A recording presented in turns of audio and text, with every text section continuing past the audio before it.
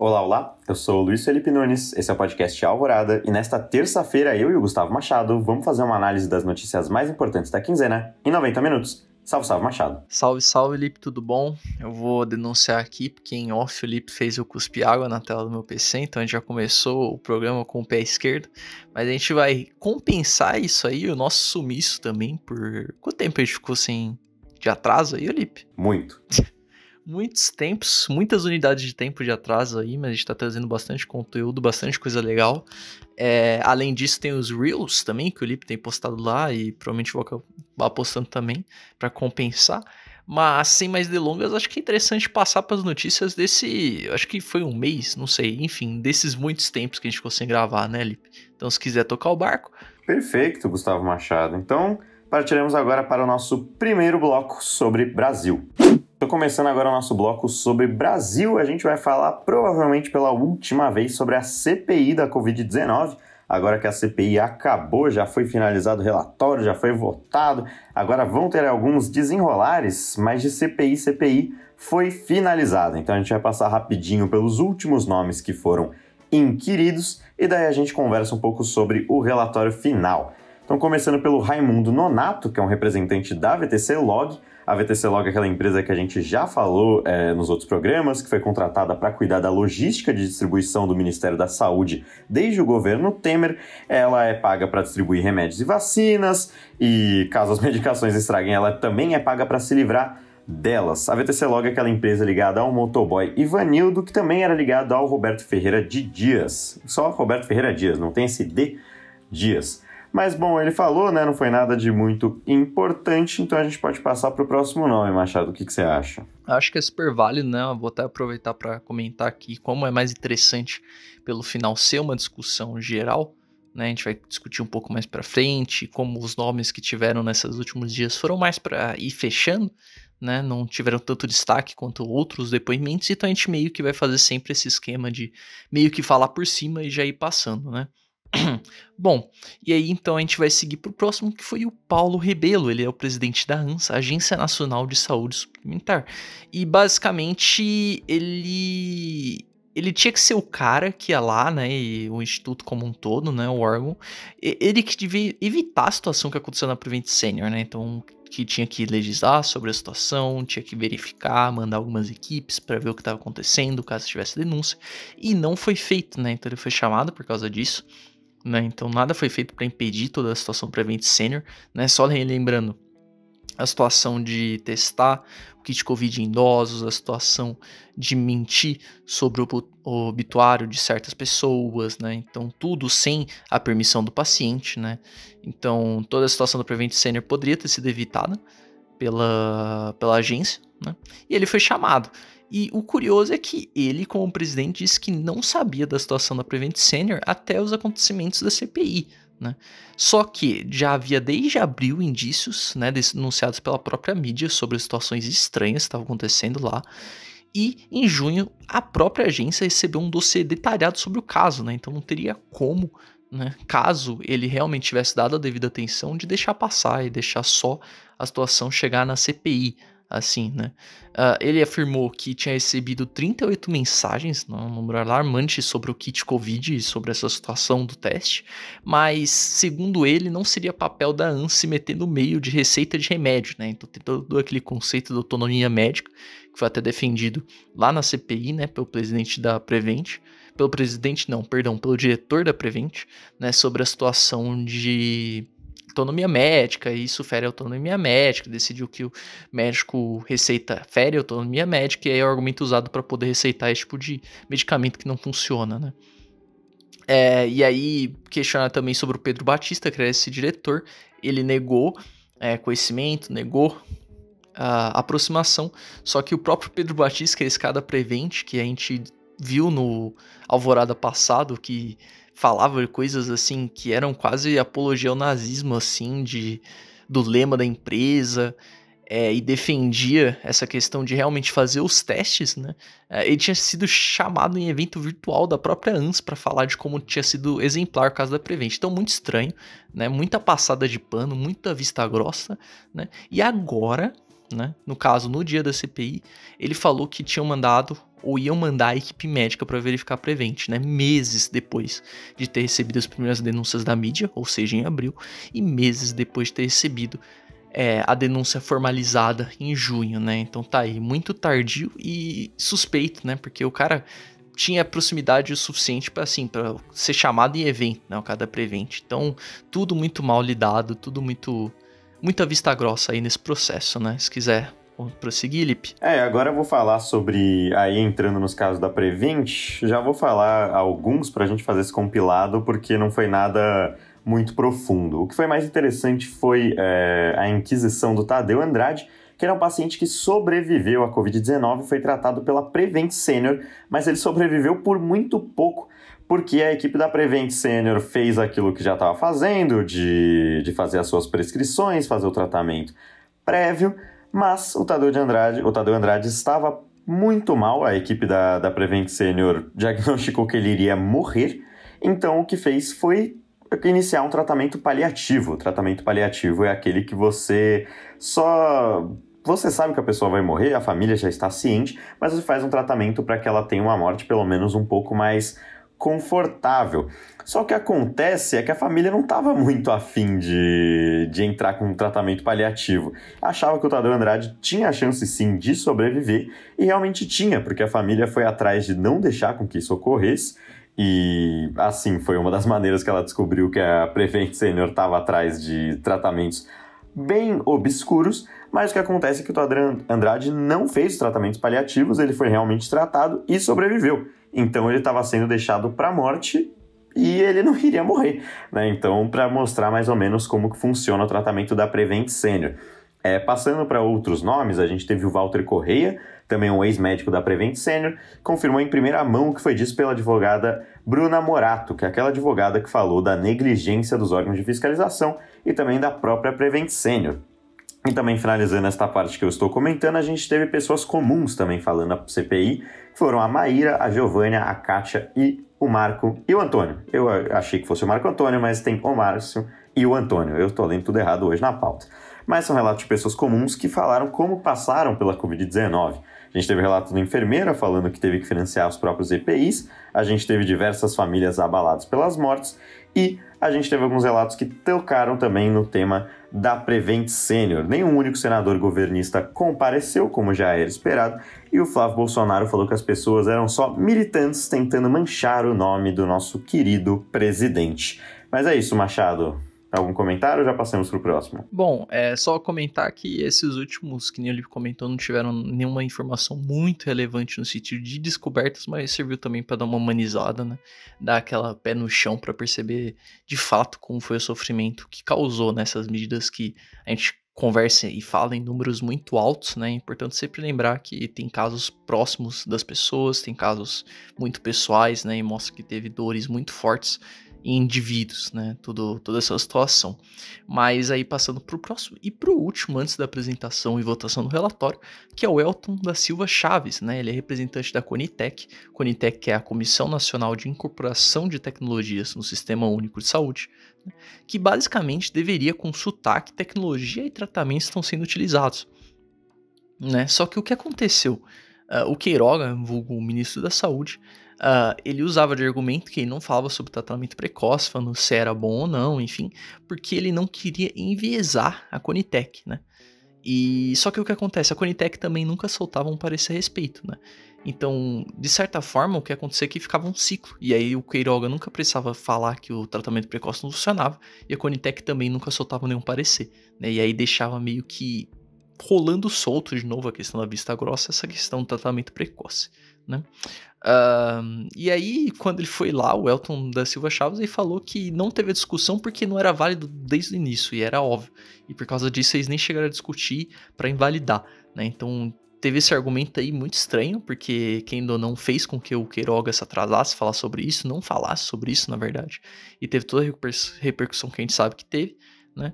E a Conitec seguiu adiando e ficou adiando a discussão sobre tratamento precoce, né? Então um órgão que devia estar lá consultando e evitando esse tipo de coisa, Piquians, acabou sendo negligente também, né? E aí no final não, na verdade no decorrer da conversa inteira, o Elton ele deixou bem claro que o órgão não sofre intervenção do Estado de maneira alguma, né? A gente tem nossas dúvidas quanto a isso, mas bom, tá aí a palavra do Elton, né?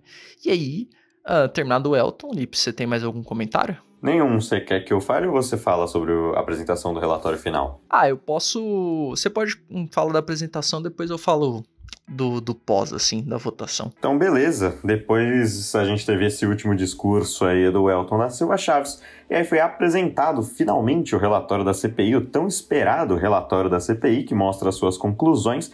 Ele foi feito pelo relator, claro, o Renan Calheiros. Lembrando que teve aquela treta lá no início do ano para decidir quem era o relator, e a importância tá aí, nesse final, para mostrar o que vai acontecer depois desses 6 meses de CPI. O que acontece é que é um relatório de mais de 1000 páginas de documentos e com uma versão final que foi bastante discutida. O Renan Calheiros chegou até a vazar para a mídia algumas informações deste último relatório, o que causou uma leve tretinha bem passageira entre os senadores que são do grupo G7, né, que são os senadores anti-Jair Bolsonaro, mas essa treta foi logo resolvida, chegou numa versão final que a gente vai falar depois, mas já foi aprovada. E essa versão final, ao contrário do que falava no início o Renan Calheiros, não inclui a acusação ao Jair Bolsonaro de genocídio indígena, além de homicídio. Em tese, isso iria inviabilizar o relatório, então o Renan Calheiros não colocou na sua versão final. Mas a sua versão final conta com 80 nomes de pessoas indiciadas, incluindo o próprio presidente da República e mais 2 empresas, a Precisa Medicamentos e a VTC Log. Em relação ao Jair Bolsonaro, são 11 crimes, que são epidemia com resultado de morte, infração de medida sanitária preventiva, charlatanismo, incitação ao crime, falsificação de documento particular, emprego irregular de verbas públicas, prevaricação, crimes contra a humanidade, violação de direito social e crimes de responsabilidade, que é o que causa o impeachment. Agora, esses documentos vão para os tribunais responsáveis do Brasil e para o TPI, o Tribunal Penal Internacional. O que acontece, só dando uma explicada, é que a CPI não pode julgar alguém. Ela pode indiciar, então ela pode pedir que seja investigado, ela pode pedir que isso tenha algumas consequências, mas a maioria dessas atribuições de crime vão cair nas mãos do Augusto Aras, nosso Procurador-Geral da República, que vai decidir se aí sim a gente vai ter um julgamento ou não, e nas mãos das cortes do Tribunal Penal Internacional. É interessante esse contexto porque a gente ainda não tem grandes punições, a gente não tem grandes investigações acerca da pandemia ainda no mundo, então isso vai ser um pouco pioneiro de nossa parte, mas por enquanto, fazendo essa abertura é isso, né, Machado? Exatamente. Eu acho que eu vou comentar um pouco de como foi a votação, entrega e a gente já faz uma discussão geral, né? Bom, no geral o Lipe comentou, já deu um spoiler, né, mas o relatório foi aprovado. Meio que era bem previsível quem ia votar e como votou, mas enfim, vou comentar um pouco sobre. Teve 7 votos a favor e 4 contra, né, que nem o Lipe comentou, o G7. E os 4 governistas. Então, a favor teve Eduardo Braga, o próprio relator, né, que automaticamente vota a favor, que é o Renan Calheiros, o Tasso Gereissati, o Otto Alencar, o Humberto Costa, o Randolfo Rodrigues e o presidente da comissão, o Omar Aziz. Né? E contrário teve o Heinzel, eu já esqueci como fala, faz tempo que eu não vejo coisa sobre ele, mas a Heinzel, o Girão, o Marcos Rogério e o Jorginho Melo, né? O Marcos Rogério, que bem caricato, porque ele levou a própria versão dele de relatório com 200 e poucas páginas, né? O cara fez o dever de casa para votar contra. Todavia, ele só teve 15 minutos para falar sobre o relatório, explicado porque ele não gostava do relatório, então não deu para ler, infelizmente. O dever de casa foi um pouco overkill, mas tá aí, né? 200 e poucas páginas falando do porquê a comissão estava enganada, né? E aí, depois da votação, o processo natural foi de primeiro... Claro, foi ser aprovado, né, depois dos 7 votarem a favor, e depois eles foram lá e meio que, começando um tour de entregas, que a gente já vai um pouco, eles foram entregar para o Procurador-Geral da República, né, o Augusto Aras. Meio que o discurso de todo mundo foi meio protocolar, tipo, estamos entregando, esperamos que você faça bom uso, não sei o que lá, tal. Aí o Aras, obrigado, com certeza, vou fazer bom uso e tal. O que chamou a atenção é que, assim, bem sorrateiramente, mas no discurso do Aras, ele fala explicitamente de municípios e estados, mas não fala explicitamente do governo federal. Ou seja, já deu uma leve passada de pano que talvez dê a indicar o que vai acontecer, né? Principalmente levando em conta que o Aras nunca abriu nenhum processo contra o Bolsonaro e tudo que a gente já tem falado no Alvorada, né? Na proximidade do Aras com o presidente, né? Até pelas ambições dele. E, bom, o que acontece é que, pensando nisso mesmo, nessa questão do Aras não julgar de forma devida, né, há algumas coisas que podem acontecer para, entre aspas, não dar totalmente em pizza, né? Então, o que acontece é que a investigação no total foi fatiada, né? Então, o relatório, quem que vai dividir as tarefas entre os procuradores vai ser a própria CPI, né? Então, vai ter procurador de São Paulo, procurador do Amazonas, enfim, vai estar bem divididinho, né? Só que tem certas coisas que só o Aras pode fazer, incluso indiciar o presidente, né? O que acontece é que há a possibilidade, né? Os próprios, eu acho que foi o Randolfo, chegou a citar isso numa entrevista, tem a própria possibilidade de que caso a PGR se omita, né? Então a Procuradoria se omita, aí tem a possibilidade de ir diretamente para o STF. É uma manobra incomum, uma manobra pouco utilizada, mas em tese daria para fazer, né? E além disso, claro, tem o Tribunal Internacional, mas não dá para contar muito com isso, porque mesmo que seja acatada e mesmo que seja analisada e etc., que é bem provável, mesmo assim demoraria anos e anos e anos, né? Então tem várias situações no mundo afora que acabam indiciando no Tribunal Internacional, e aí seria mais uma análise a ser feita. E esse processo pode levar, com certeza vai levar mais do que a candidatura do Bolsonaro, assim, né? Então a gente vai demorar, vai ter que esperar sentado para ver o que vai acontecer a situação do caso internacional. E tá aí, né, Lipe? Meses, muitos meses, na verdade, acompanhando a CPI, finalmente chega a seu fim, só ficamos agora pro epílogo, né? Exatamente, foram vários meses, 6 meses aí de análise, a gente falando sobre a CPI. É engraçado a gente lembrar que a CPI quase não aconteceu, porque o presidente do Senado quase não abriu a CPI, teve que ir para o STF. A quantidade de coisas que a gente descobriu, a quantidade de novidades que a gente descobriu com a CPI foi bem absurda.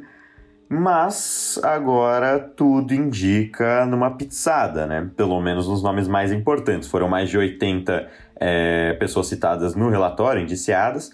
Muita gente provavelmente vai sofrer alguma punição, mas a CPI, a gente não pode esquecer, ela foi instaurada muito por conta do Jair Bolsonaro. Essas pessoas vão ser indiciadas por conta de supostos esquemas com o Jair Bolsonaro. Só que o Procurador-Geral da República, Augusto Aras, não demonstra nenhuma vontade de punir ou investigar de maneira mais veemente o presidente da República, nem os seus filhos. Então, é cedo para dizer, mas parece que a gente vai ter uma bela de uma pizza, pelo menos nessa atuação, porque o Augusto Aras e sua equipe não parecem muito dispostas. É óbvio, a gente vai ter gente provavelmente punida. A Prevent Senior já fez a sua pizza, assinou um comprometimento com a justiça falando que não vai fazer mais uso do tratamento precoce, e isso dá alguns benefícios para a Prevent Senior, então já mostra que algumas partes vão acabar sem nenhuma punição, sem que as pessoas sejam realmente culpabilizadas pelo que aconteceu, e o que aconteceu é um absurdo. A gente está chegando agora, provavelmente no final da pandemia de Covid-19, o Brasil agora, enquanto a gente grava, é a primeira vez que a gente tem uma média móvel de mortes que é abaixo de 300 desde o início da pandemia, então parece que a gente está caminhando para o seu final, mas também parece que com o final da pandemia essas pessoas não vão ser responsabilizadas. E a CPI mostra, só para deixar a gente entendendo um pouco do que acontece no governo federal. Se tivesse mais 3 meses de CPI, a gente descobriria ainda mais coisas, porque até o final, né, pensar que a Prevent Senior a gente descobriu em outubro. Era para já ter fechado a CPI praticamente e teve essa descoberta. Então, mas é um pouco triste. Eu não sei se eu estou sendo pessimista demais, mas tá indicando que o caminho não vai ser tão melhor nos próximos tempos, Machado. Eu acho que, trazendo um pouco do outro lado da visão otimista, né, a CPI, de certa forma, embora tenha toda essa perspectiva de pizzada, já conseguiu vitórias importantes no cenário nacional mesmo, político, né? Então a questão de, querendo ou não, ter sido uma pressão indireta para conseguir vacina, querendo ou não, foi uma pressão para parar com certos esquemas aí, que nem o próprio esquema da Precisa, né? Então, no geral, foi uma baita pressão. Também teve esse fator, esse fator espetacular, no sentido de espetáculo mesmo, né? Que pode ter sido muito criticado, etc. Mas quem ainda não deixou ter uma visão mais íntima com como as coisas estão funcionando. e as pessoas no geral poderem saber mais sobre o que está acontecendo, né, por debaixo dos panos. Então teve uma série de influências interessantes no nosso contexto de pandemia, nosso contexto político, né, também acaba ajudando a denegrir um pouco, a atrapalhar, perdão, a imagem, né, de certas pessoas aí cometendo certos crimes. Então, querido ou não, já fornece esse papo. É importante. O problema é que, assim, medidas objetivas mesmo, porque tudo que eu tô falando são medidas indiretas, né, são influências indiretas, são pressões indiretas, né, medidas objetivas que são os inquéritos e a punição legal das pessoas, que nem o Lipe comentou, tem muita chance de não acontecer, né. Então, se comenta muito dessa questão de mandar para o cenário internacional, porque aí não dependeria de, por exemplo, Aras, mas, de novo, o cenário internacional demora, envolve muitos países no geral, né? O Tribunal de Haia julga muita coisa e vai demorar muito tempo ainda, né? É uma coisa que é só pra, assim, pra realmente punir depois, mas, assim, de medida de imediato acaba não apresentando muita coisa, né? Assim, é o que tudo indica, né? Mas, querendo ou não, é sempre viável de se ter uma reviravolta e realmente alguma coisa dá, o Aras acordar emocionado, inspirado, não sei. Mas é isso, só pra trazer essa visão também de que, embora tenha dado essa mini pizza aí no final, essa possível grande pizza, assim, no geral, CPI já teve grandes vitórias aí pra situação nacional, né? E eu acho que é isso que eu tinha pra comentar, Lipe. Só então pontuando, fazendo um último comentário mesmo, acho que esse pessimismo é mais em relação ao futuro, realmente. A CPI, como você bem disse, trouxe muita coisa boa. Imagina que o governo ainda tinha relações com a Precisa Medicamentos e estava com verba destinada a comprar as vacinas, e se não tivesse CPI a gente nunca teria descoberto como realmente isso aconteceu, e provavelmente outras situações continuariam ocorrendo. A CPI realmente tem a sua história marcada, definitivamente vai entrar para os livros de história do Brasil, mas meu pessimismo é com o futuro. Mas como você bem apontou, o presente foi bem tratado com a CPI. Podemos passar para o próximo bloco? Podemos, Lipe. Então, perfeito. Falaremos agora sobre a queda de Paulo Guedes. Passando então para o próximo capítulo aí dessa história, né, o Lipe comentou que é a queda do Guedes, né, mas ainda estamos num dos pontos altos da tragédia, né, um dos clímax. Então não é ainda que aconteceu, mas há muitos indícios de acontecerá, né? Então, o primeiro subcapítulo aí dessa história que a gente entra é a convocação dele pela Câmara, né? Então a gente diz isso no contexto do Pandora Papers, que a gente comentou. Teve vários líderes mundiais, teve ministro de tudo que é lugar, teve presidente do Uzbequistão, teve pessoas próximas ao Putin, mas que estava desmentindo, enfim. E uma dessas pessoas aí, uma das personalidades brasileiras envolvidas junto com o presidente do Banco Central, foi o Guedes, né, nosso ministro da Economia, olha só, que tinha offshores ligadas à sua família, a pessoas próximas de si, né, que a gente comentou. Não é muito interessante, pode-se discutir sobre o aspecto moral sobre isso, né, óbvio, mas também tem um aspecto que, assim, a partir do momento que ele é ministro da Economia e a partir do momento que as offshores dele acabam ganhando e valorizando a partir do crescimento, né, do valor do dólar, acontece de que você começa a ver um certo conflito de interesses, né? E aí é isso que está sendo investigado, é isso que está sendo questionado, né? Então, o governo, no geral, né, então tanto a Comissão de Trabalho, Administração e Serviço Público na Câmara, quanto a Comissão de Assuntos Econômicos, chamou ele, né, no caso, a Trabalho, Administração e Serviço Público na Câmara dos Deputados e Comissão de Assuntos Econômicos foi no Senado, né? A diferença é que na Câmara foi uma convocação, então ele tá obrigado aí, ele vai ter que aparecer lá para dar oi e tirar umas satisfações. No Senado é só um convite, então se ele não quiser ir lá tomar um cafezinho e explicar do porquê das offshores, ele não precisa, né? Então, ambas as chamadas têm como objetivo entender os motivos por trás dos offshores, né, e saber se ele tinha outros investimentos semelhantes, né, se ele realmente está fazendo coisas para tentar ganhar em cima disso, realmente entender um pouco mais da situação, né, bem crítica. E basicamente eles querem entender se algumas ações que ele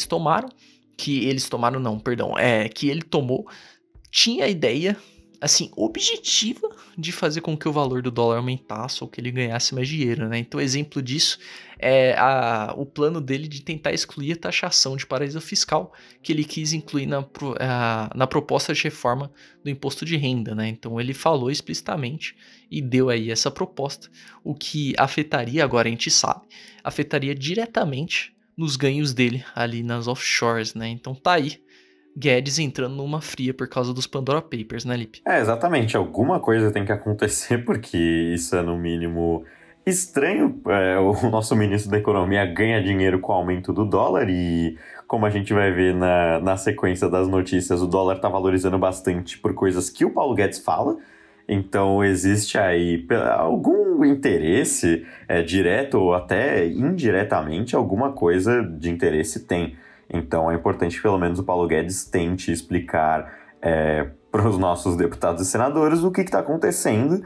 É uma situação que é importante, a gente ainda, até onde eu sei, não tem a confirmação de quando isso vai acontecer, mas Paulão terá de se explicar sobre os seus investimentos em paraísos fiscais.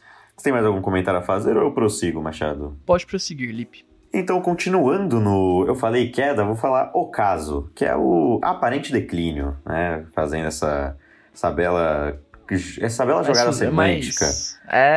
Um pouco mais sutil, né? Um pouco mais uma sutil. Finesse.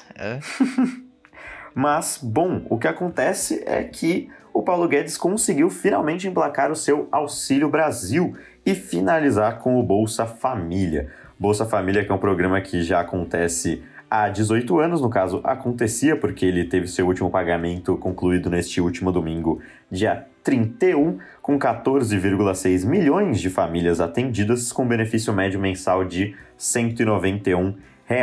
Agora o que vai entrar em vigor é o Auxílio Brasil, isso foi uma medida provisória do nosso presidente Jair Bolsonaro, e o Auxílio Brasil começa a ser pago no dia 17 de novembro.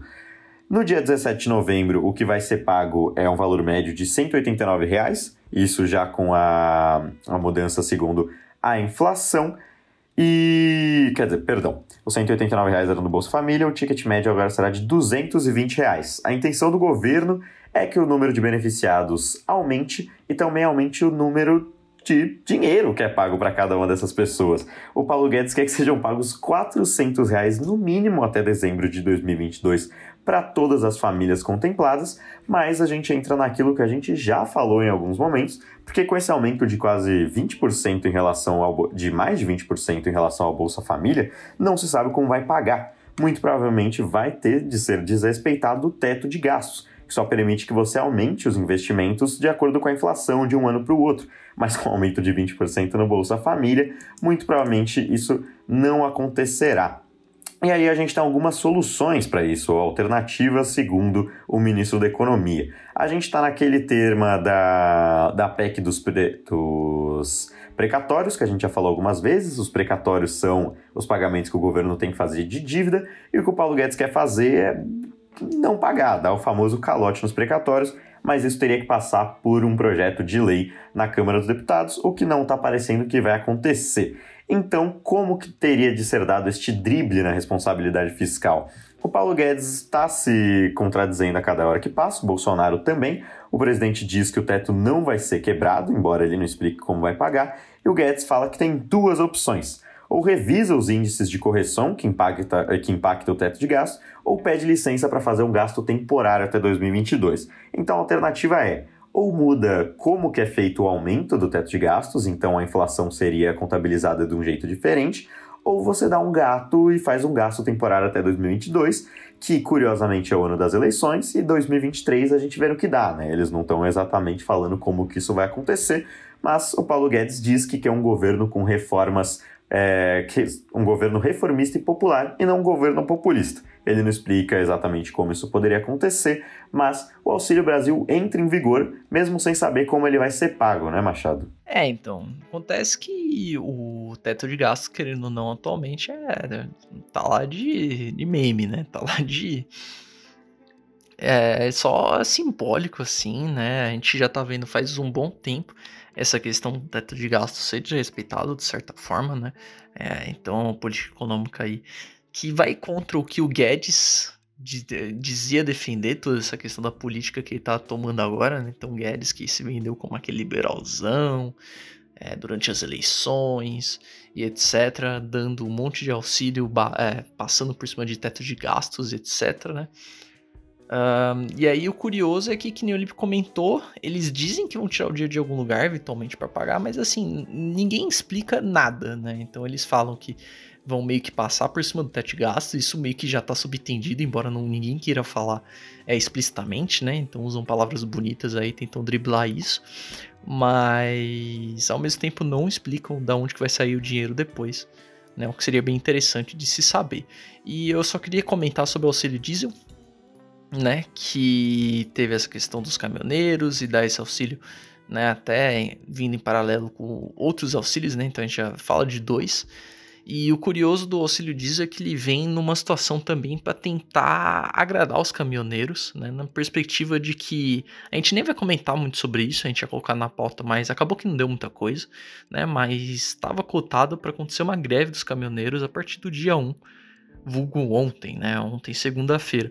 No final meio que aconteceu, só que teve baixa adesão, não bloquearam estradas, né? Teve questão de justiça que não deixou manifestar, enfim, acabou que não teve uma grande greve, né? Não teve uma grande greve dos caminhoneiros, mas estavam com muito receio nos últimos dias de acontecer essa greve, ia ser uma greve até maior do que quando teve com o Temer, né? Com o Temer foi cerca de 10 dias, salvo engano, e o plano ia ser de 15 dias, né? Então todo mundo estava muito preocupado. E esse auxílio foi uma tentativa de dar uma acalmada. O pessoal falou, gente, estamos aí para ajudar, não sei o que lá. E, bom, no final acabou que não teve a greve, mas mesmo assim eles não estavam felizes com esse auxílio. Mesmo a categoria aí, as lideranças falaram que estavam bem insatisfeitas, né? E, bom, acho que no geral é isso, né? Em resumo, a situação do Guedes ficando cada vez mais complicada. Que nem o Lipe comentou muito bem, ele se contradizendo a cada minuto. Agora a gente nunca sabe se ele tá tomando atitudes para realmente tentar fazer alguma coisa, ou se é só para aumentar o valor do dinheiro dele. E talvez seja o começo ou a metade do fim, né? Até porque ele é um pouco impopular nos ministérios, etc. E o fato do Bolsonaro atualmente está constantemente falando de que ele não vai sair, não vai sair de jeito nenhum, talvez seja um indicativo do contrário, né?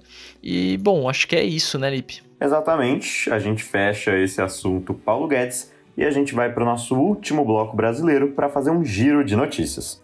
Então, no nosso último bloco sobre Brasil, a gente vai fazer aquele glorioso giro sobre algumas das notícias que ocorreram neste mês. A primeira delas é de que o blogueiro / pseudojornalista Alan dos Santos foi preso.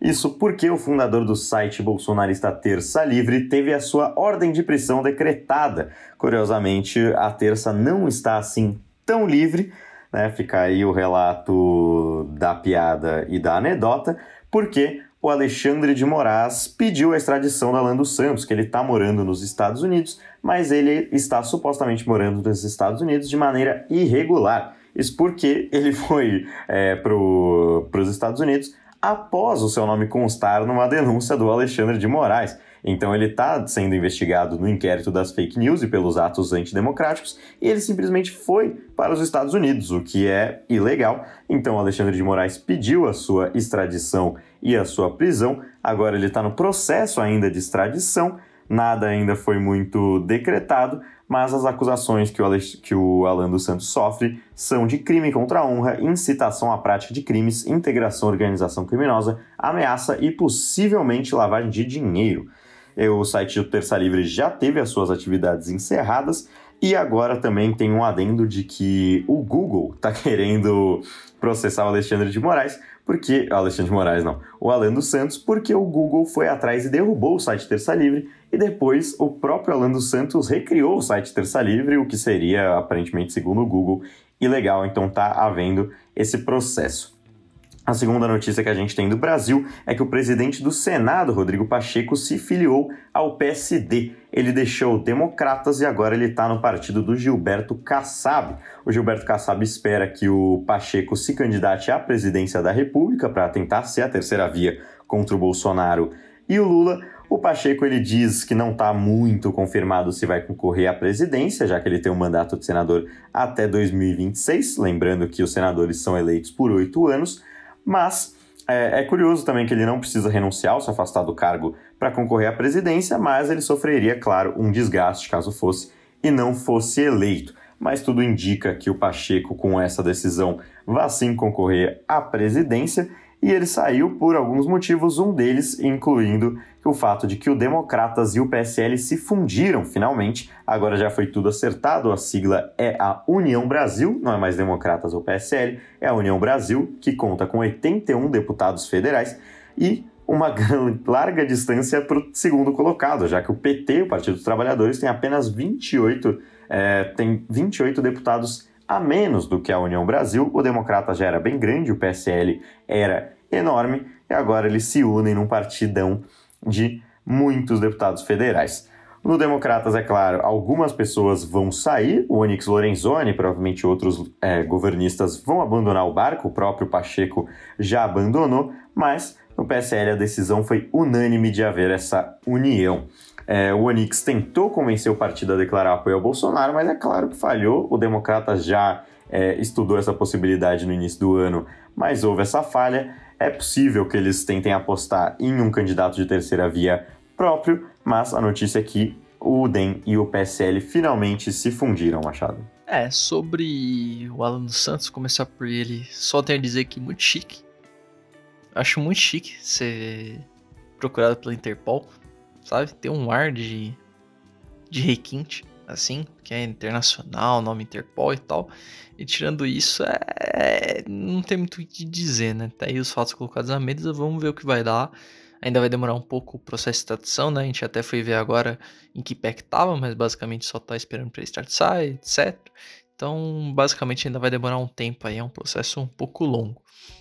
Agora, sobre essas últimas duas notícias, né, é interessante notar que todas essas notícias acabam combinando na questão do que ainda não terceira via, né? Então vai ter eleições ano que vem e os principais candidatos cotados são o Bolsonaro e o Lula, assim, tipo, o versus entre eles, assim, né? Meio que os opostos, digamos assim. Só que aí todo mundo fala, né? Muita gente fala, no caso, dessa terceira via, né? Essa possibilidade, alguns apoiando, alguns contra, alguns criticando, alguns falando que é a salvação. Enfim, tem muita conversa sobre a terceira via, né? E essas notícias acabam falando um pouco de como vai ser esse cenário, né? Porque há várias figuras, né? Entre elas o Pacheco, né? Que estão concorrendo, ou tem muita chance, estão concorrendo a possibilidade de concorrer, digamos assim, né? Então tem muitos partidos meio que correndo atrás de alguém para apresentar essa ideia de terceira via, né? Então você vai ter a questão do Pacheco pelo PSD, muito provavelmente o ex-juiz Sérgio Moro vai concorrer, grande chance que seja pelo Podemos, né? Você vai ter também o DEM e o PSL, eles vão com Mandetta, provavelmente, né, Lipe? Ainda nada confirmado, mas o Mandetta é uma das possibilidades. Então, tá aí, né? Acaba tendo bastante sobre essa conversa da terceira via, quem vai representar a terceira via. Então, estão aí alguns partidos que vão apostar as fichas nessa ideia, né? De tentar meio que tirar a força de um terceiro candidato que não seria nenhum dos dois outros grandes nomes, né, na política atual, seja pro bem, seja pro mal, que estarão concorrendo, né? E, bom, acho que dito isso, não sei se eu tenho mais outros comentários, Lipe. Perfeito. Passamos para as notícias mais internacionais do governo Bolsonaro? Passamos. Então a gente decidiu fazer essa ponte aí, porque o próximo bloco é o internacional, né? E nada melhor do que a gente falar um pouco da participação do Bolsonaro em algumas reuniões, né? Ou a falta de participação, no caso, né?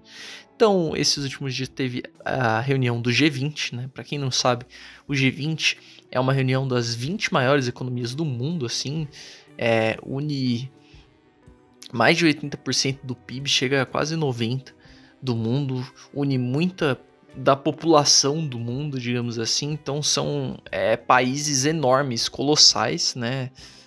Que meio que se encontram ali para conversar sobre variados temas, né? A cúpula dessa vez foi na Itália, né? E, como é de costume, foram vários líderes internacionais. Então você vai ter A Merkel, é interessante até porque é uma das últimas vezes que a Merkel vai num evento desses, agora que ela vai sair do cargo, né?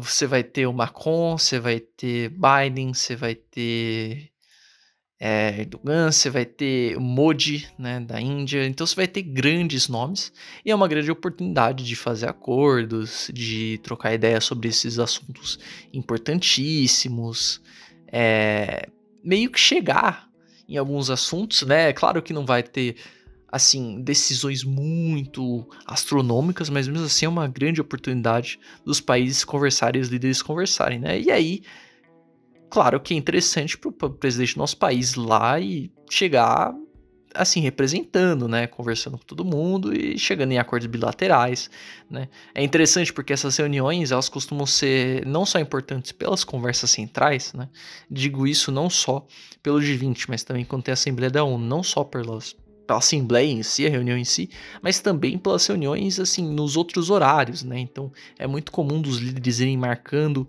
reuniões, assim, paralelas, né, reuniões em outros horários para tentar chegar em acordos bilaterais, né. O que acontece é que a ida do Bolsonaro ao evento foi marcado muito por um isolamento grande perante os outros líderes e algumas mentiras também, né?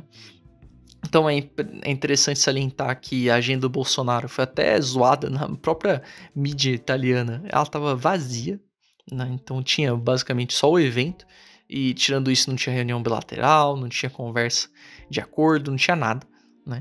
Então basicamente estava lá a passeio. Segundo que viralizou um vídeo que ele conversou com o Erdogan, que é o líder da Turquia, né?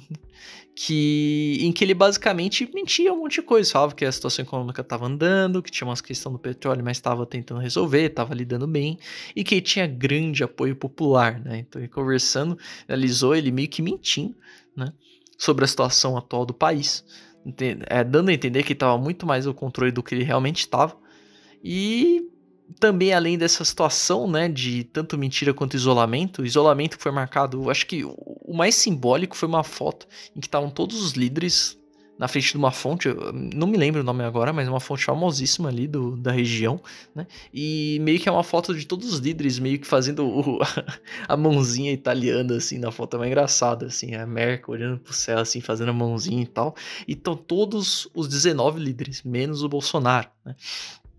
E aí chega essa situação de que então foi marcado por isolamento, essas mentiras que ele contou por Erdogan, imagino que para outros líderes também, e por violência, né, no sentido de que teve pessoas se manifestando contra ele por lá, e teve também jornalistas tentando conversar, tentando fazer perguntas, né, e aí os seguranças do Bolsonaro tacaram câmeras no chão, né, então acabou sendo representado de uma forma bem simbólica mesmo do que o Bolsonaro tá fazendo lá, né? Que é basicamente causando e, de fato, coisas concretas pro país não teve muito, né?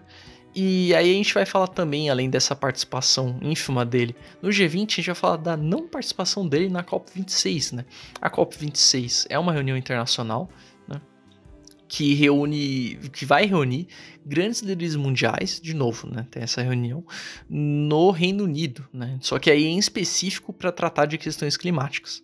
O Bolsonaro ele se negou a participar do evento, né, e ele ficou na Itália para ser homenageado uma cidade que o bisavô dele nasceu e recebendo cidadania honorária, né. A gente não vai falar muito sobre isso, mas chegou a ter várias manifestações nessa cidade, teve muita polêmica envolvendo isso porque a diocese que costuma receber grandes líderes também se recusou a receber o Bolsonaro, teve várias ONGs tacando esterco na prefeitura, então só essa questão da cidade já causou uma polêmica, mas o assunto principal é o fato de que ele se negou a ir numa das maiores reuniões mundiais sobre questões climáticas, que é uma das maiores questões da atualidade, né? E principalmente pensando que o país já tem uma imagem meio manchada nesse quesito, se você for pensar no último ministro do meio ambiente, né, Ricardo Salles, e você pensar tudo que o Bolsonaro já falou no passado, né? Então é interessante que não se afunde cada vez mais nessa questão. E esse tipo de atitude do Bolsonaro faz parecer que o Brasil não tá ligando, né? E de fato o governo federal não está ligando para essa questão e faz uma péssima imagem para o exterior, né? E aí só uma última comentário curioso, que eu até comentei com o Lip Off pouco antes do programa, que eu descobri pouco antes do programa, que o Dória, até pensando na questão da eleição do ano que vem, né, e que ele vai competir e para formar uma imagem de contrapor o Bolsonaro, né, ele foi na COP26 com a comitiva de São Paulo, né? Então tá aí muito provavelmente uma jogada estratégica, né, vendo que o Bolsonaro não foi, ele meio que foi para falar, olha, eu tava lá, ó, eu tô indo com os líderes e etc, né? Mas, em suma, né, essas participações ou falta de participações mostra que o Bolsonaro não tem comprometimento nenhum nem com as agendas brasileiras, né, nem com a imagem internacional do país, né, Lipe? Exatamente, Machado. Não tem muito mais o que eu possa comentar, a não ser a omissão do nosso presidente da República. A COP26 vai ser tema que vai, com certeza, estar no nosso próximo podcast. A gente vai abordar no nosso no Instagram, mas ela está apenas começando, a gente não vai entrar tanto em detalhes. Podemos passar para o próximo bloco, Machado? Por favor. Então passaremos agora para o bloco internacional para falar das Américas. Bom, passando agora para o bloco internacional e começando, que o Lipe comentou, pelas Américas, né? Mais especificamente pelo Peru, né? Porque tem acontecido algumas coisas e o governo está um pouco instável nos últimos tempos, né? Então, a grande manchete é que teve a mudança do primeiro-ministro. Então, não só o primeiro-ministro, né, foi anunciada a troca pelo Pedro Castillo, mas também parte da equipe ministerial, né? Só um mês depois de ter aprovado a mesma, então foi bem rápido essa troca. O presidente ele fez isso afirmando que garantiria melhor governabilidade, né? Então Guido Bellido, que é o primeiro-ministro, era o primeiro-ministro, aliás, foi substituído por Mirta Vázquez, né? Ela é considerada uma opção um pouco mais moderada do que o antecessor. Então acaba acontecendo uma coisa que a gente vê nas outras trocas ministeriais também. Então acaba tendo essa troca voltada mais para uma opção moderada, né? Então ele pegou e era um pessoal mais radical do Peru Livre, o partido dele anteriormente, e ele meio que trocou um monte de gente mais radical por pessoas mais moderadas para tentar garantir uma governabilidade maior, né? Então teve troca na pasta da educação, do interior, da cultura, do trabalho, da produção e de minas e energia, né? O que acontece, porém, é que essa situação de tirar pessoas da ala mais radical não deixa muito feliz o secretário-geral do partido do Peru Libre, né, o Vladimir Cerrón, né? Então ele anunciou que não vai dar o voto de confiança para o novo gabinete, ele e o partido. O que isso significa? De fato, o governo, embora já esteja no início, ele tem altos índices de reprovação, ele tem problema para passar coisas. Aí o presidente vai lá e para tentar meio que dar uma amenizada nesse negócio, ele pega e coloca pessoas mais moderadas, só que ele colocando pessoas mais moderadas acaba dando um problema interno no partido dele, que acabou rachando, né? Então o que acontece nesse sentido é que o Castillo acaba sendo um pouco isolado, né, no próprio partido. E o que acontece é que tá na situação um pouco incerta, porque ao mesmo tempo que tem a separação, né, o cisma no partido, ao mesmo tempo a questão de ser moderado acaba atraindo outras legendas, outros partidos, né? Então partidos um pouco mais à direita já falaram que iriam dar apoio à nova equipe, né, caso seja necessário. Então tá uma situação bem incerta, né? Mas no geral o que a gente sabe é que a situação política no Peru não está estável, né, Lipe? Exatamente. A situação peruana a gente comenta desde que a gente começou esse projeto da Alvorada nesse ano. A instabilidade ela rola solta e não é de agora. O Pedro Castillo já vai ser um grande sucesso se ele conseguir finalizar o seu governo, tendo em vista que ele é o 5º presidente já nos últimos 4 anos e um pouquinho, mas a situação é complicada. É o nome que foi eleito, então, bom, é bem possível que ele não caia exatamente agora, mas é bem difícil, porque ele não tem o apoio nem do partido que ele estava quando foi eleito. E como a gente chegou a falar na época das eleições, é um partido que tinha muito a cara dele e hoje já não tem mais, pra gente saber a volatilidade que é a política peruana. Mas seguindo para países que estão em crise na América do Sul, a gente tem o Chile. Algumas notícias que aconteceram no Chile neste mês de outubro. A primeira delas é mais simbólica, porque a gente chegou no 100º dia da Constituinte chilena, só que o que acontece é que nestes primeiros 100 dias, pouca coisa foi aprovada, o impasse está rolando solto, então é mais para a gente dar esse update de que a Constituinte não está sendo muito frutífera. Existe uma possibilidade da Constituinte acabar não dando muito certo, mas por enquanto ainda nenhum fruto. A gente espera que pelo menos alguma Constituição escrita a gente tenha no final desse processo de Constituinte. Em sequência, a gente já falou no último programa sobre o Pandora Papers, mas é importante a gente falar que o Sebastián Piñera, que é o atual presidente do Chile, foi pego no Pandora Papers. Ele teria alguns investimentos também ilegais em offshores. Isso causou uma queda da já pouca aprovação que o Sebastián Piñera tem. Ele está com mais ou menos 20% de aprovação, caiu um pouquinho mais. Então a situação chilena não está muito legal. E também não colabora o fato de que o Sebastián Piñera declarou um estado de exceção no sul do país por conta de protestos da comunidade originária do Chile, dos Mapuche. Os Mapuche estavam protestando por terras que, segundo eles, eram deles, e aí o governo do Sebastián Piñera declarou um estado de exceção.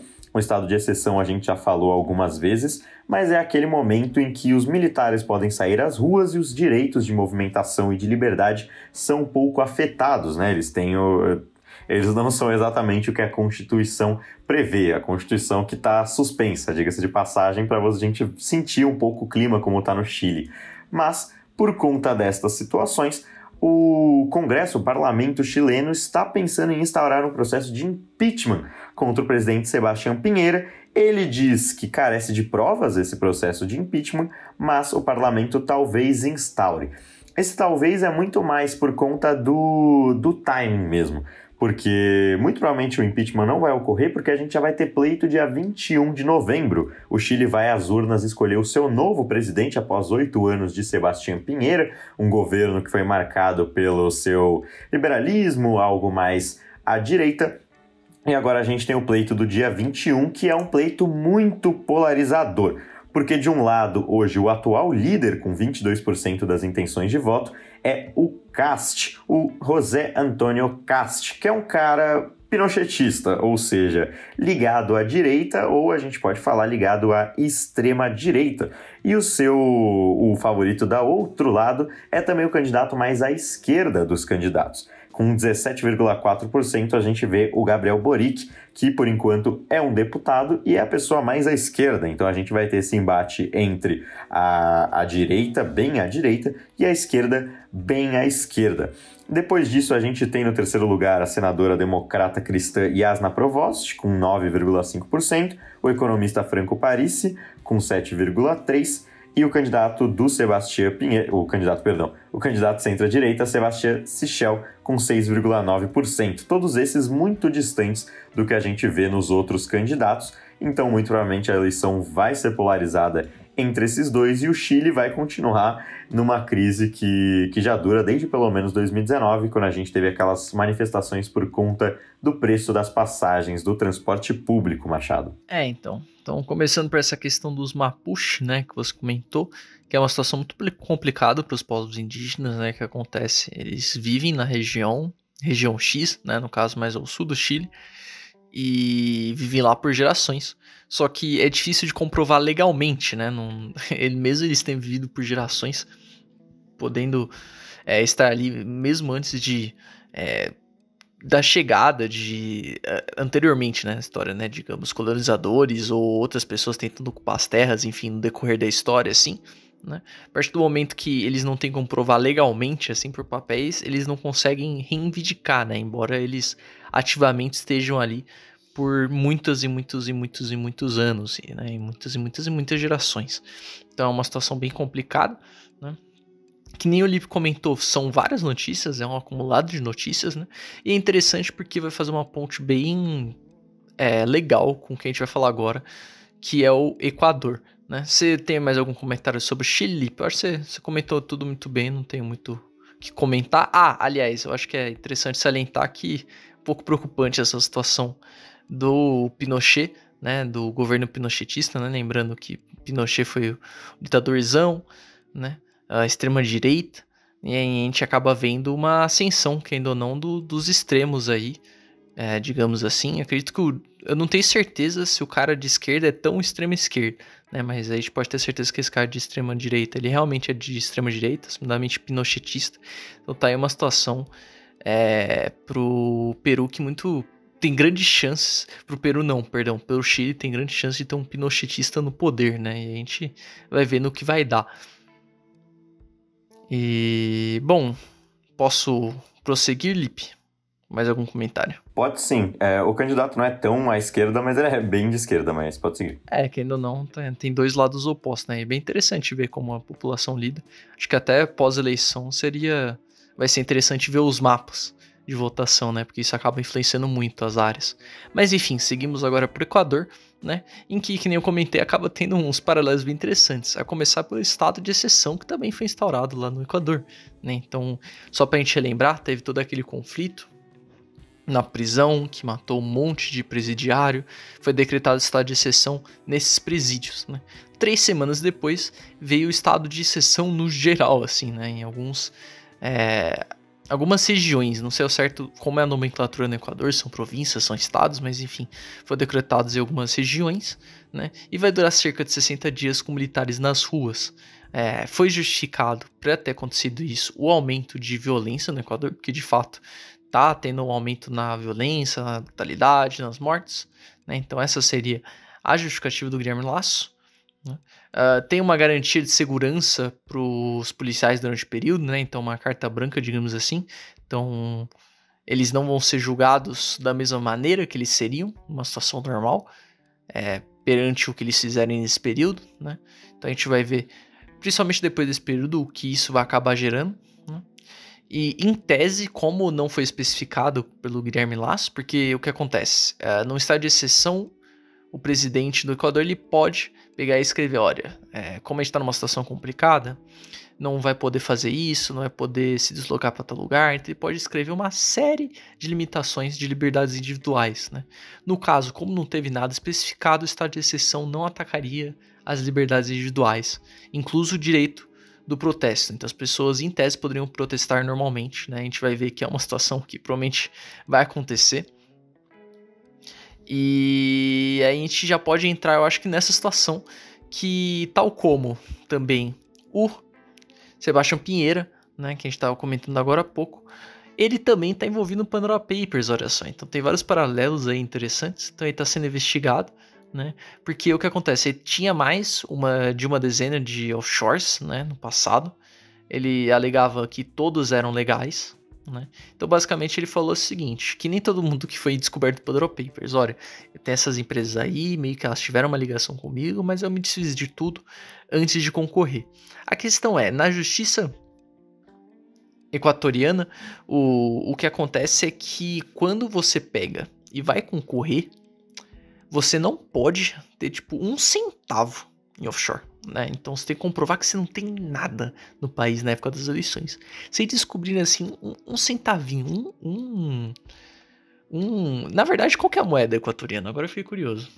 Deve ser peso, velho. Peso. A gente vai supor que é peso e a gente faz errado no final, caso não seja peso. Pesquisando em off. Mas se tiver um... Ah, não. Posso fazer um comentário? Pode, obviamente. Cara, eles usam... A economia do Equador é bem muito dolarizada, dolarizada, né? Então... Mas não tem uma moeda oficial? Deixa eu ver. Tem o Sucre, mas... Assim... É que a gente não tem que valorizar a moeda dos caras também, né? Mas basicamente, aparentemente é dólar mesmo, porque é tudo dolarizado. Então vamos falar com dólar. Se eles encontrarem $1 numa conta estrangeira aí, numa conta offshore dele, ele basicamente é caçado, né? E basicamente o que está acontecendo agora é que estão aprovando investigações para tentar chegar, se ver se na época que ele estava concorrendo ele tinha alguma coisa no externo, né? E aí que acaba entrando a discussão do estado de exceção, porque ao mesmo tempo que tem uma justificativa, digamos, plausível pelo crescimento da violência que realmente está acontecendo, acontece também que pode servir muito bem de cortina de fumaça com a questão do Pandora Papers, né? Então você foca no estado de exceção, você foca nos militares nas ruas, você foca nessa situação toda, e aí meio que o pessoal esquece um pouco da situação da Pandora Papers, de toda a investigação que vai ocorrer, né?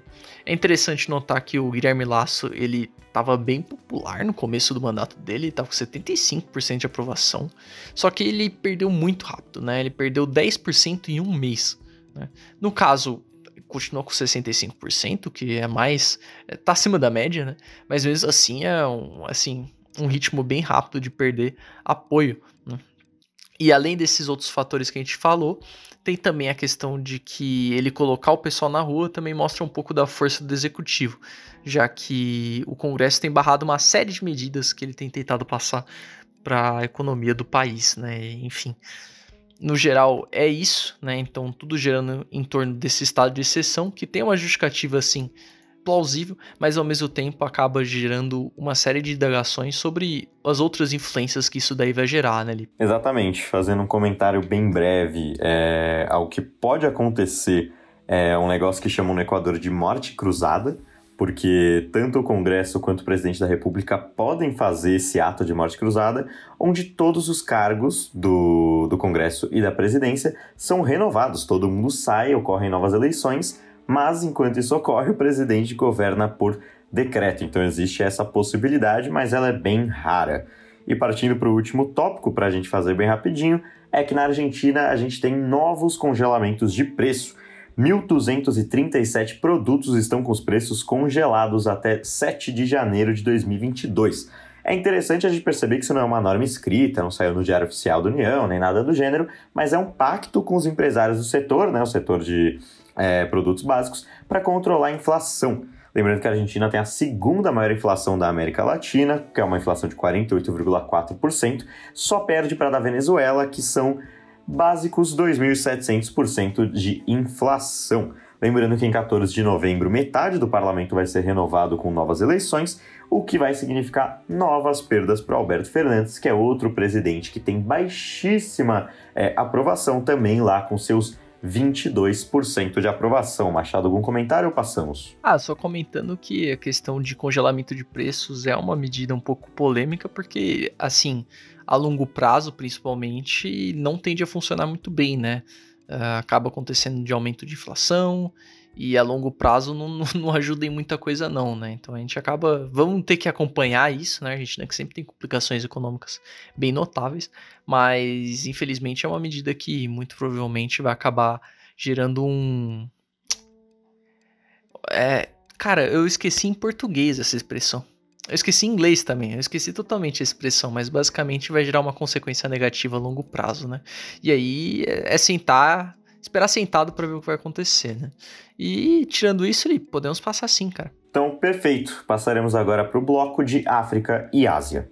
Então agora no nosso bloco sobre África e Ásia, a gente vai começar, como sempre, com um golpe, porque parece que todo programa que a gente faz tem um novo golpe nesta belíssima região, e o da vez aconteceu no Sudão, agora no continente africano, porque neste dia 25 tropas sudanesas capturaram o premier Abdallah Hamdok e levaram ele para outro lugar para ele ficar preso, assim iniciando um governo transitório enquanto acabavam com outro governo transitório, porque, bom, o Sudão ele está em guerra há muitos anos, o Sudão o que ocorreu é que teve uma fragmentação do país lá em 2011, criando o Sudão do Sul, então estava no governo provisório e agora inicia-se outro governo transitório, só que agora um governo militar, porque a maioria dos integrantes do antigo gabinete foi presa e as mídias e os jornais do local também foram fechados. O Abdel Fattah Burhan é o líder das Forças Armadas e do Conselho Soberano, que toma as maiores decisões, e ele mesmo liderou o golpe, como já é de padrão, em golpes militares. O que ele fez foi decretar a dissolução do governo e anunciar que os militares vão fazer parte do processo de democratização, finalizando ele em 2023, quando, bom, o que ele disse é que até lá vai ficar um governo tecnocrático liderando o país até as eleições de 2023, e aí sim a gente vai ter uma democracia plena, segundo o próprio Abdel Fattah Burhan, né? Que democracia plena é essa, a gente só vai descobrir no ano que vem. O país ficou tomado por protestos contra o fim do governo transitório, além de bloqueios de estradas. Até agora várias pessoas ficaram feridas dentro desses protestos. Nenhum país de muita relevância reconheceu a transferência do poder, a União Africana até suspendeu o Sudão e a União Europeia e os Estados Unidos continuam reconhecendo o presidente que está preso. O general que agora está no poder fala que o Sudão estava à beira de uma guerra civil e por isso teve que fazer este ato de grande generosidade ao próprio país, evitando maiores conflitos. É claro que este comandante era amigo do antigo ditador do país, Omar Bashir, né, como não pode deixar de ser. O Sudão, vale lembrar que é uma república muito recente, mesmo não sendo um país tão novo assim. E o que acontece é que agora o Sudão tem este novo governo militar, como já teve em diversas outras vezes, e a democracia do Sudão vai ficar para depois, Machado. Acontece a situação do Sudão, eu só vou acrescentar antes de comentar, né, que além da crítica dos Estados Unidos ao golpe militar, eles congelaram 700 milhões de dólares que eles tinham oferecido ao país depois da Revolução, né? Então eles estavam oferecendo esse governo para ajudar na reconstrução, ajudar na redemocratização, e a partir do momento que teve o golpe, eles simplesmente congelaram, né? Outro adendo que eu vou colocar é que ele era líder do Conselho Soberano, né? O Abdel Fattah Burhan, né? Que é o cara que liderou o golpe. E é interessante que lá no Sudão, como estava funcionando? Basicamente tem o líder do Conselho Soberano, que é esse cara, que toma as decisões maiores e estava decidindo sobre o processo de democratização, decidindo sobre defesa, etc. E o Abdullah Hamdok, que cuidava mais das coisas do dia a dia, né? Então ele meio que cuidava das coisas mais internas, assim, um pouco mais corriqueiras da nação. Mas, em resumo, né, independente das funções, é um golpe assim, bem na caruda, assim, que nem ele comentou, a gente sempre tem golpes aqui, infelizmente, né, então, a gente comentou, não faz tantos alvoradas, eu sinto que não faz tantos alvoradas, também perdi um pouco a noção do tempo, que a gente comentou do Mali também, e outros aí, né, não na África, né, mas a gente comentou também do Haiti, que tá numa situação política complicada, não foi no Haiti, na verdade, qual que foi o último que a gente comentou de golpe? Teve um entre o Mali e esse, são tantos que eu me esqueço, pra ser bem honesto. E basicamente o que acontece é que nem o livro comentou, tá na situação de que é interessante sempre falar de ele falou tal coisa, ele falou tal coisa, porque acaba vindo um monte de promessa vazia nesse tipo de situação, né? E essa questão do governo tecnocrático, né? Tentar essa questão de afastar a ideia de um governo de uma ideologia, que ele é neutro e frio e calculista, né, para tentar afastar a ideia de que esse governo está sendo nomeado de fato por uma ditadura imposta, né? E que nem ele comentou, ele era amigão do último ditador, o que leva a crer que, além de manter as estruturas e querer o poder para si, também pode ser um movimento para, assim, eventualmente, quando eles forem investigar as coisas do antigo ditador, acabar não caindo nada no colo dele, assim, né? Então ele já se livra dessa opção de o pessoal falar, putz, esse cara, ele fez umas coisas meio zoadas durante o governo, né? Pois é. Então ele acaba tendo essa opção de autoconservação, né, pessoal, junto com esses outros motivos que a gente tinha levantado anteriormente, né? Mas, em resumo, provavelmente não vai dar nada, né, no quesito de que eles não vão simplesmente devolver o governo para Abdallah, e a gente vai ver qual que vai ser desse processo de democratização, né, essa história de, vamos democratizar o país e vai ser rapidinho, essa eu acho que é a mentira mais velha que a gente consegue escutar, né, Lipe? Essa é a mentira mais velha que a gente tem escutado, e no próprio Brasil a gente já viveu essa história aí, e a gente viu que não é muito bem assim, né? E, bom, mas eu acho que dá para passar para a próxima parte, que é uma notícia do Afeganistão, né? Então não é nada muito bombástico, de novo, é mais um apoio financeiro, né? Então a Comissão Europeia, o Poder Executivo da União Europeia, anunciou que vai dar um pacote de aproximadamente 1 bilhão de euros, né? Que hoje em dia está valendo o Brasil inteiro, mentira, é só 6,4 bilhões de reais, só é complicado também, para Cabo, né?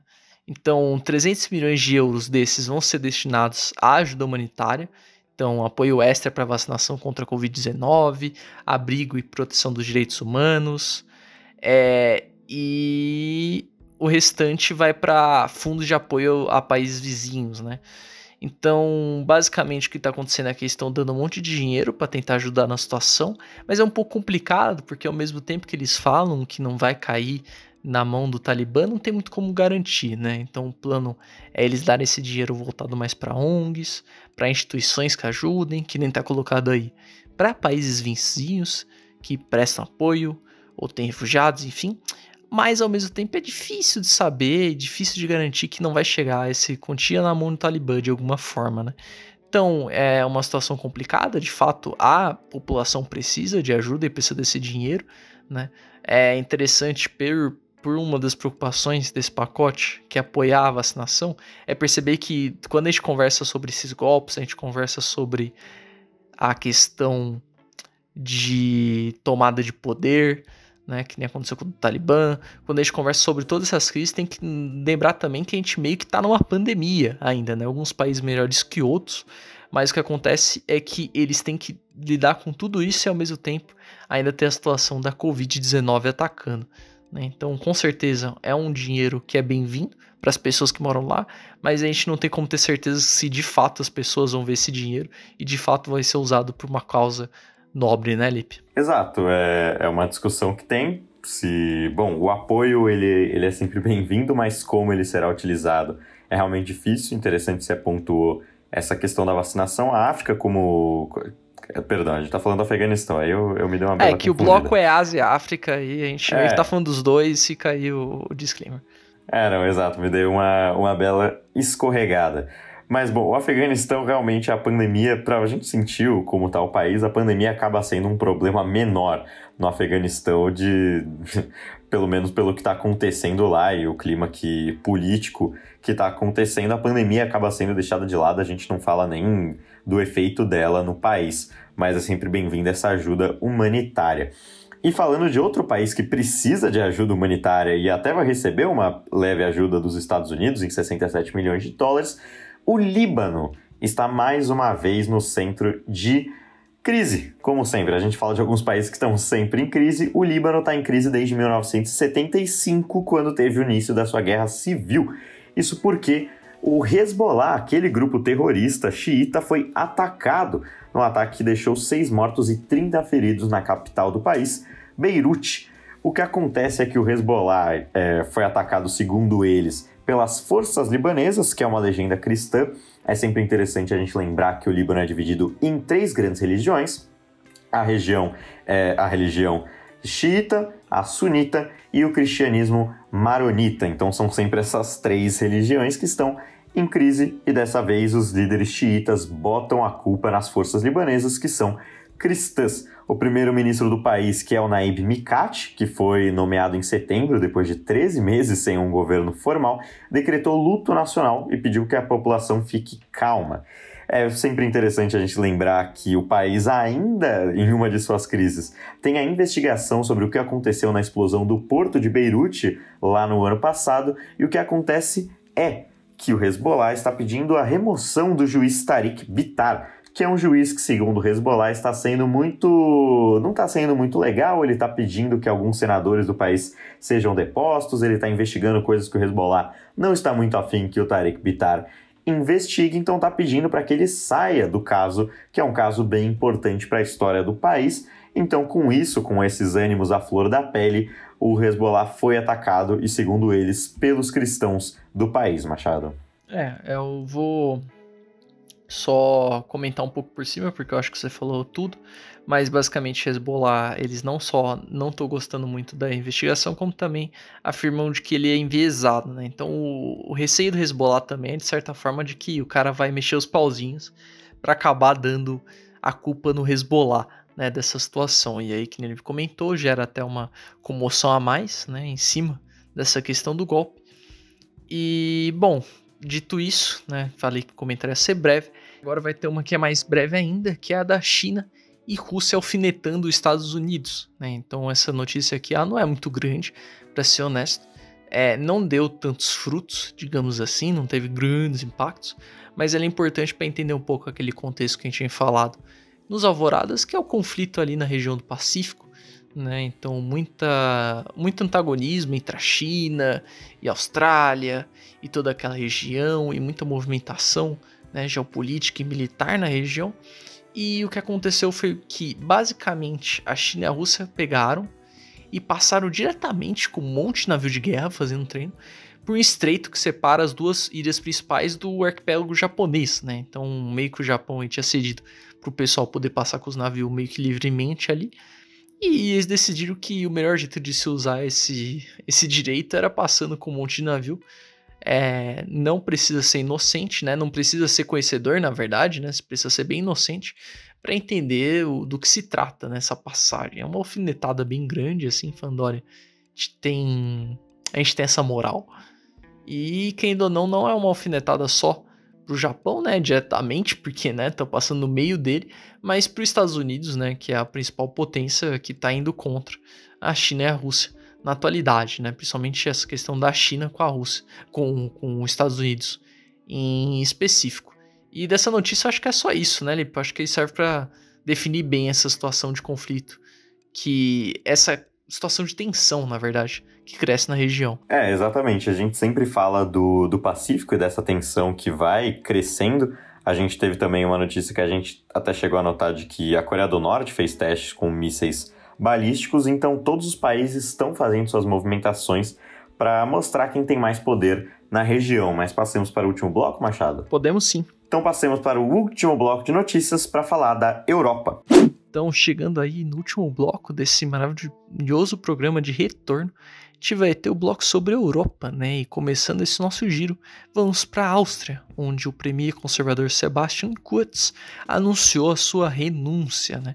Então, o que tinha acontecido é que tinha sido colocado sob investigação por suspeita de suborno e corrupção, porque ele teria comprado a mídia para ter uma cobertura favorável, né? Passou um dinheirinho, aí falou pros caras, fala bem de mim, hein, que aí eu pago mais. E basicamente ficou nesse esquema para ter uma cobertura boa, né? E manter a popularidade. E aí o que aconteceu é que ele, dito isso, ele falou, olha, estão alegando um monte de coisa falsa, né? Eu não fiz nada disso, mas para não ter instabilidade, eu vou renunciar. Mas, olha, eu quero que entre no meu lugar o Alexander Schallenberg, o ministro de Relações Exteriores dele, né? No final das contas, realmente acabou entrando o Alexander Schallenberg, né? Mas, basicamente, o que aconteceu é que, por pressão tanto da mídia, né, da outra mídia que não tinha sido comprada, no caso, da sociedade civil e dos verdes, né? Porque os verdes têm coalizão com os conservadores e eles são muito a favor de uma política limpa. Ele não teve escolha além de sair vazado, né, digamos assim. E agora vai ficar no poder o Alexander Schallenberg, que no final das contas não vai mudar muita coisa, né? Ele provavelmente não vai ficar comprando jornal, assim esperamos, mas em questão de medidas, em questão do posicionamento, acaba seguindo muito a linha do Kurz, né? E vamos ver no que vai dar isso aí, mas eu acho que meio que não foi uma grande perda pro Sebastian Kurz, até porque o cara é escolhido por ele, então ainda ele não tá totalmente fora do jogo, né, Lipe? Exato, a política austríaca não muda muito, mas é interessante ver que o Kurz, eu gosto do seu sotaque alemão, assim, que pra lindo, falar cara. as coisas. Eu gostei como você citou o Alexander Schallenberg muito mais do que era necessário apenas para mostrar o seu notável conhecimento germânico, mas fica aí a política austríaca não tendo grandes mudanças, mas é sempre interessante ver premier renunciando, é algo que muda, querendo ou não. Sempre interessante de alguma maneira, mas muda um pouco o panorama, o xadrez político austríaco. E aí a gente passa para outro país que o Gustavo Machado gosta de falar os nomes, a gente vai para a Alemanha. Isso só para dar um update, porque os líderes dos partidos verdes e os FDP anunciaram a negociação com os SPD. O SPD é bom a gente lembrar que é o Partido Social Democrata, o FDP é o Partido Liberal e os verdes são os partidos verdes que a gente conhece, os bons e velhos partidos verdes. O SPD ficou em primeiro nas eleições que a gente teve no último mês, mas não conseguiu a maioria. Precisa de uma coalizão, e se tiver uma coalizão chamada semáforo, que é com os verdes e os FDP, porque um é amarelo, um é verde e o outro é vermelho, por isso que chama semáforo, se tiver essa coalizão, aí sim consegue as 416 cadeiras, que são 48 a mais do que o necessário.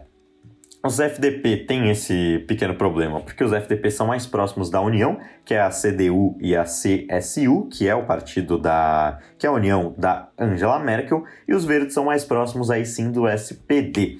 Então as negociações elas vão demorar um pouquinho para serem concluídas, existe ainda uma chance para a União ganhar, mas por enquanto o que a gente tem de negociação mais concreta são entre verdes, FDP e SPD, Machado. Pra tristeza do Lipe, que aparentemente gosta do sotaque quando fala as coisas, não tem nenhum nome alemão aí pra ser dito, né? Mas basicamente é que nem o Lipe comentou, a gente vai ver a coalizão semáforo se formando, né? Grande chance. Caso não se forme, vai ser entre CDU, CSU com os FDP e os verdes, né? Muito dificilmente vai ter a coalizão que tinha anteriormente, que era a união com o SPD, né? Então isso daí já foi passado. Mas a gente vai ver, vai acompanhar as próximas semanas. E junto com isso a gente vai acompanhar também quem vai subir ao cargo que vai ocupar o lugar da Angela Merkel, né? Uma pressão bem grande nos ombros, eu diria. Bastante coisa, peso nas costas para carregar, né? De uma das maiores líderes europeias em quesito de popularidade, de influência mesmo, né?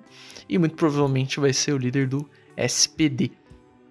Mas, bom, saindo da Alemanha, agora vamos para Polônia, né? Que tem tido muitas tretas, né? Desde sempre, na verdade, tem bastante treta com a União Europeia.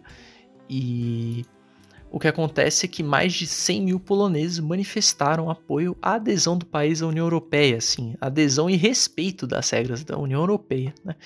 Porque o que acontece? Tal como a gente chegou a comentar no outro Alvorada, ou a gente não chegou a introduzir? Eu acho que a gente falou. Então. Porque o que acontece? Tal como a Hungria, a Polônia tem muitos conflitos com a União Europeia, né? Então, tem questão de conflito por não respeitar direitos dos LGBT, tem questão de conflito por passar por cima de regras de liberdade de imprensa, então sempre teve muito conflito. E um dos mais recentes é uma situação onde basicamente a Polônia falou, olha, em certas situações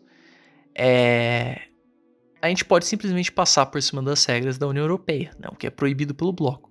Então o Tribunal Constitucional da Polônia, eles poderiam botar suas próprias decisões legislativas sobre as diretrizes da União Europeia, né? Como vocês podem imaginar, a União Europeia não ficou muito feliz, né, com essa situação. Juntando isso com a questão do desrespeito aos direitos dos LGBT e juntando isso ainda com o ataque à liberdade de imprensa, a União Europeia ficou bem irritada, né? Então, a repasse de verba que tinha sido reservado para a Europa inteira no pós-pandemia foi paralisado, né? Então, todo mundo vai receber, menos a Polônia, até que eles peguem, no caso, e comecem a mudar essa situação, seja tirando a regra instituída e meio que ficando por baixo mesmo das regras da União Europeia, passando a respeitar de fato os direitos das pessoas, né? Então é uma situação que muito provavelmente a gente vai continuar acompanhando, porque já faz anos que vem tendo esse conflito e não é agora que vai acabar, né, Lipe? Exatamente. O governo polonês... Por mais que ele pegue muito dinheiro da União Europeia, ele não tem muito respeito a ela, pelo menos é o que ele expressa. Provavelmente o governo da Polônia vai ter que arrefecer essas medidas em algum momento, porque o repasse é muito grande para a Polônia precisa desse dinheiro, mas o nacionalismo polonês do Andrzej Duda está chegando a níveis que a União Europeia não consegue mais aceitar. Pelo menos a população se manifesta ainda. O governo tem muito apoio, mas 100 mil poloneses se manifestando é bastante coisa, mas a gente espera cenas destes próximos capítulos. E para a gente finalizar o contexto europeu, a gente vai falar sobre uma crise mais recente que aconteceu nesta semana, que é a crise portuguesa, porque Portugal pode ter novas eleições feitas às pressas. Isso porque o governo socialista do Antônio Costa não conseguiu aprovar o orçamento para 2022, o que significa que Portugal está entrando nesse próximo ano sem saber como vai gastar o seu dinheiro e talvez fique sem saber até abril de 2022, porque o que vai acontecer agora a gente ainda não tem muita certeza.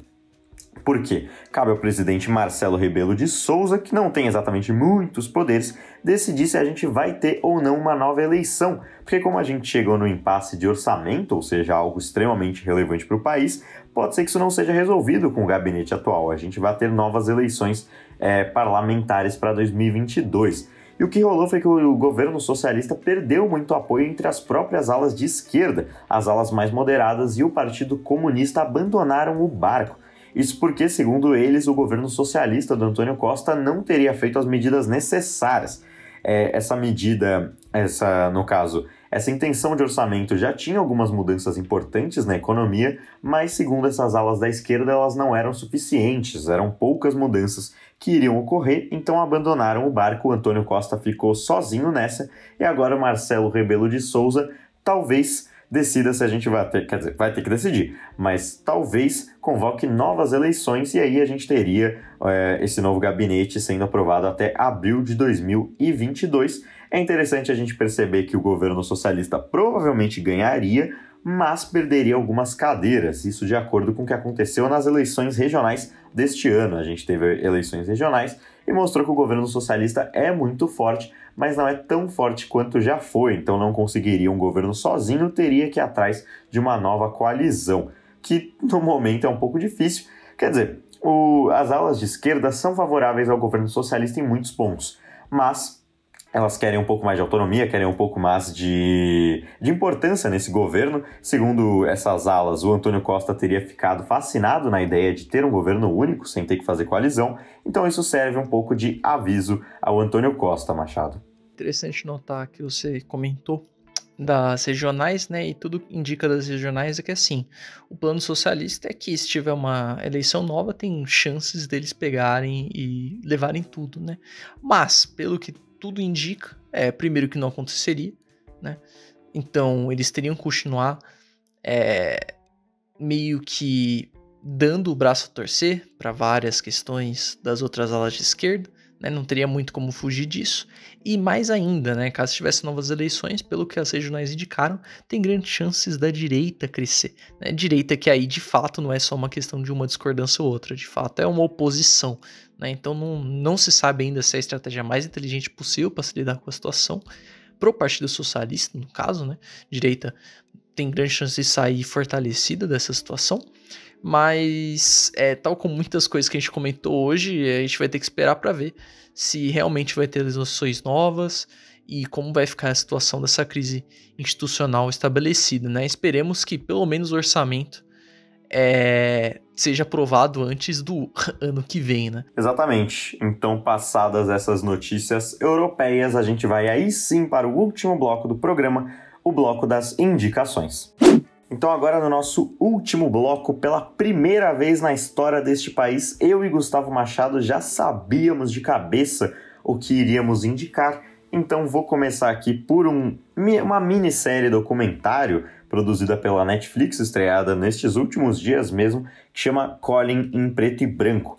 É uma série de 6 episódios, cada um com meia hora, sobre o início da carreira do jogador de futebol americano Colin Kaepernick. O Colin Kaepernick ficou muito famoso em 2016, quando ele ficou ajoelhado durante a execução do hino nacional dos Estados Unidos e teve a sua demissão pedida pelo próprio presidente Donald Trump.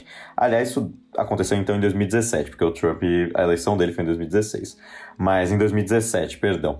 E o próprio presidente Donald Trump pediu para que o Colin Kaepernick fosse demitido do seu time, o San Francisco 49ers, e assim foi. O Colin Kaepernick nunca mais jogou na NFL depois de ter ajoelhado no hino nacional, e não é que ele era um jogador ruim não, ele já levou o time dele para o Super Bowl, que é a final do futebol americano, perdeu por pouco, mas chegou numa final, é uma decisão da NFL e nunca mais jogou por conta de um ato de resistência. O Colin Kaepernick é um jogador negro, ele se ajoelhou no hino durante o início do governo Donald Trump, em razão de protesto, nunca mais jogou, mas esse documentário é bem interessante porque ele fala bastante sobre racismo, mesmo você que não entenda de futebol americano, é um documentário que fala sobre racismo, na grande realidade. Só tem como pano de fundo o início da carreira do Colin Kaepernick, mas ele é um cara bastante engajado na luta social, então é interessante para todos os públicos, e apesar do nome ser Colin em preto e branco, o documentário não é em preto e branco, fica aqui o comentário. Eu ia perguntar se o nome era Colin em preto e branco ou se era Colin,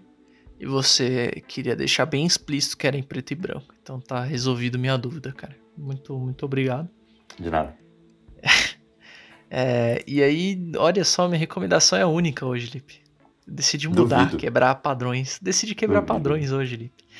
Esses dias eu estava andando na linha amarela, estava andando de metrô e passei por um daqueles lugares que vende livrinhos assim, conto, sabe? Uhum. Fiz o maravilhoso negócio de comprar 4 livros, cara. 4 livros. Uau. E um deles era Medeia, de Eurípides, né? Então, no caso, assim, 1/3 do livro é o que de fato é a história, e o resto são, tipo, apêndices e uns bagulhos e anexos, né? Mas fica aí a recomendação Eurípides, e no caso Medeia, né? Então, uma peça de teatro trágica grega, né? Sempre interessante dessas peças, na mezanina de Édipo, Antígona, etc. Porque meio que muitos dos clichês que a gente tem hoje em questões de história e narrativa teatral, né, e cinema, etc., nascem, tipo, lá atrás, nessa época, né? Então, nessa situação mesmo, tem um anexo que fala que o Eurípides foi meio que o pai do Deus Ex Machina, né? Então, se o filme tem um final de qualidade duvidosa, porque surgiu, assim, uma resposta divina, muito provavelmente é culpa desse cara aí, né? E o jeito que ele trabalha os personagens, etc., são clássicos que influenciam, assim, construções teatrais e narrativas até hoje, né? E Medeia, em específico, é uma história muito interessante porque pega muito um pezinho na mitologia grega, né? Então, conta a história da Medeia, da tragédia com o Jasão, né? E toda a situação, o Jasão, que era o herói da Argo, né? E dos argonautas, enfim. Então, acaba trazendo muito dessa história mitológica também. Então fica aí minha recomendação única, olha só. É a única vez que eu farei uma recomendação única, para valorizar o momento, né? Senão não fica mais especial. E é isso, Medeia de Eurípides, Lipe. Agora, não, aí eu tava me esquecendo, né? Então, só fazer esse disclaimer também no final do episódio, que a gente tava... Hoje foi um dia especial, de momentos que a gente tem que recomeçar blocos, o Lipe tá de prova, que toda vez que a gente começava, a gente acabava errando alguma palavra, se embolando todo. Mas tá aqui, conseguimos. Vamos voltar com o ritmo normal, pelo menos esse é o plano. E chequem os Instagram. E agora o TikTok, vai ter dancinha do Lipe. E muitos vídeos explicando política internacional. Então vale a pena pelos dois motivos, né? Então tomem água, aproveitem as dicas culturais, aproveitem a semana, fiquem bem, se cuidem. E nos vemos, se tudo der certo, até daqui 15 dias, né, Lipe? Se quiser fazer as famigeradas honras, Lipe, por favor, só prosseguir. Farei. Então, bom, esse foi o Alvorada de hoje. O programa vai ao ar quinzenalmente às segundas ou em qualquer dia que a gente for gravar, mas a intenção mesmo é que ele vá ao ar quinzenalmente às segundas. Eu sou o Luiz Felipe Nunes. Se quiser me encontrar no Instagram é _Lipe_Nunes. Se quiser encontrar o Alvorada é @podcast_Alvorada. E se quiser encontrar o Machado é @Gustave_AXT. Uma boa quinzena a todos e até o próximo Alvorada.